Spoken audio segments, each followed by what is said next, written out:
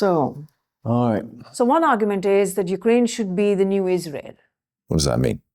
I think what that means is militarily as strong as Israel, that Ukraine's armed forces are better paid, better armed, and better trained, and that Ukraine's defense industry is able to not only produce what it may require, but also be able to innovate. That Ukraine becomes so militarily strong that it's unattractive for Russia to attack again. How many more men are we talking? There's no exact number, but according to Ukrainian experts, there should be at least 1 million men and women armed forces in reserve. Because, of course, if a peace deal is agreed upon, then all of these people don't have to be deployed on the front line. There's already quite a high ratio of Ukrainian soldiers, being absent without leave. But yeah, I think the number is about 1 million. Remember when Israel started its Gaza campaign after Hamas's attack on October 7th, they could in no time mobilize 300,000 soldiers. These soldiers were in reserve. They were ready. Of course, Israel is a much smaller country compared to Ukraine, and Hamas is a much smaller enemy compared to the Russian armed forces. So how is that important when they're talking about a peace deal?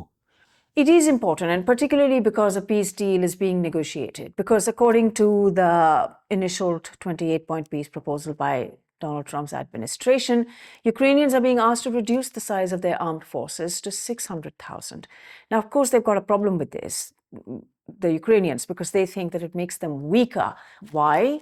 A, because Russia is not being asked to reduce the size of its armed forces. And secondly, because in the past, Russia has actually violated agreements. And now with Trump in power, and he's expressed fondness for Russian President Vladimir Putin. He wants to do business with Russia, and MAGA is on a rise. So can the Ukrainians actually take any security guarantees the US offers seriously? What if a MAGA candidate returns to power? And even Europeans, while they do want to help, they don't want to die for Ukraine on the front line. So while the French and the Brits are talking about possibly sending some troops as a security guarantee, these troops will not be deployed on the front line. They'll be deployed somewhere inside Ukraine. Many sources in the EU have told me that Europeans essentially have no idea of how to respond if their soldiers deployed in Ukraine come under attack by Russia.